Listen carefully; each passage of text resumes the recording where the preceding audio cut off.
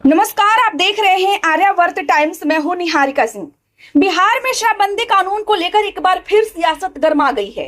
पूर्ण शराबबंदी कानून लागू हुए लगभग 10 साल पूरे होने जा रहे हैं, लेकिन आज भी यह कानून चर्चा और विवाद के केंद्र में बना हुआ है। मुख्यमंत्री नीतीश कुमार ने अप्रैल 2016 में पूरे बिहार में पूर्ण शराबबंदी कानून लागू किए थे। उस समय महागठबंधन की सरकार थी और तेजस्वी यादव मुख्यमंत्री थे। उस वक्त इसे एक ऐतिहासिक फैसला बताया गया था। महिलाओं की सुरक्षा, परिवार की खुशहाली और समाज सुधार के नाम पर इस कानून को लागू किया गया था।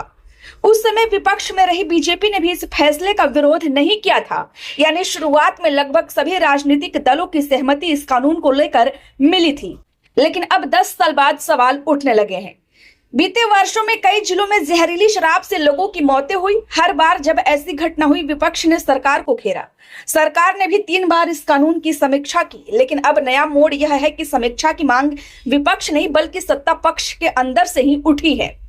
दरअसल 17 फरवरी को विधानसभा में राष्ट्रीय लोक मोर्चा के मधुबनी विधायक माधव आनंद ने शराबबंदी कानून की समीक्षा की मांग रखी। इस मांग के बाद बिहार की राजनीति फिर से गर्मा गई। जेडीयू के वरिष्ठ मंत्री विजय कुमार चौधरी ने कहा कि शराबबंदी कानून सबकी सहमति से लागू हुई थी, लागू है और आगे भी लागू रहेगी। लेकिन जब उनसे समीक्षा की मांग पर सवाल पूछा गया तो उन्होंने सीधा जवाब नहीं दिया। जेडीयू प्रवक्ता अभिषेक झा ने कहा कि हर कानून की समय समय पर समीक्षा होती है। उन्होंने साफ किया कि समीक्षा का मतलब यह नहीं कि कानून को खत्म कर दिया जाएगा।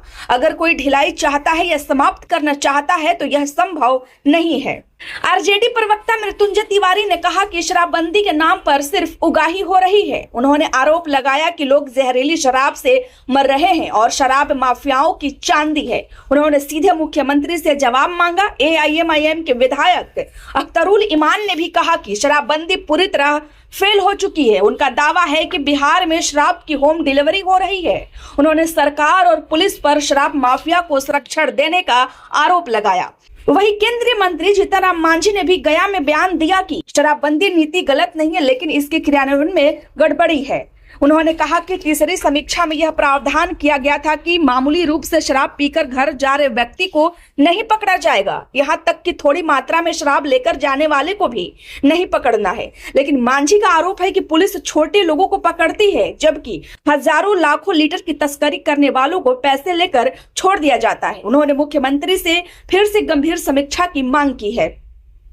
अब सवाल यह उठता है, क्या शराबबंदी कानून अपने मूल उद्देश्य में सफल हुआ है? क्या जहरीली शराब से हो रही मौतें इस कानून की विफलता को दर्शाती हैं?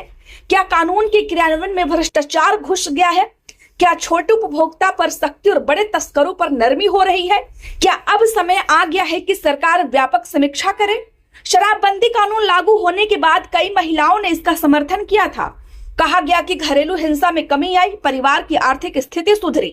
लेकिन दूसरी तरफ जेलों में शराबबंदी से जुड़े मामलों की संख्या बढ़ी, अदालतों पर भी दबाव बढ़ा। साथ ही अवैध शराब और तस्करी की खबरें लगातार सामने आती रही। अब यह मुद्दा सिर्फ सामाजिक नहीं बल्कि राजनीतिक भी बन चुका है। सत्ता पक्ष के अंदर से उठी समीक्षा की मांग यह संकेत देती है कि अंदर खाने भी असंतोष है। विपक्ष इस मुद्दा बनाकर सरकार को घेर रहा है। सवाल यह भी है कि होली जैसे त्योहार से पहले यह बहस क्यों तेज हुई? खबर अच्छी लगी हो तो लाइक करें, चैनल को सब्सक्राइब करना ना भूले। धन्यवाद।